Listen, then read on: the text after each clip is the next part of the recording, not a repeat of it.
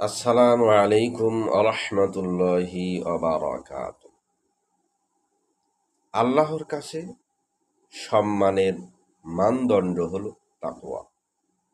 এ সম্পর্কে আল্লাহ রাব্বুল আলামিন সূরাতুল হুজুরাত ৪৯ নম্বর সূরা ১৩ নম্বর আয়াতে ঘোষণা করেন, বিসমিল্লাহির রহমানির রহিম, ইন্না আকরামাকুম ইনদাল্লাহি আতকাকুম ইন্নাল্লাহা আলিমুন খবীর।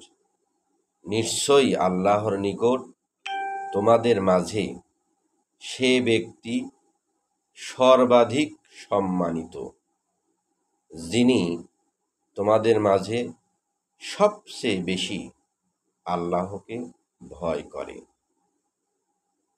নিশ্চয়ই আল্লাহ সকল বিষয়ে জানেন এবং সকল বিষয়ে তিনি অবহিত আছেন।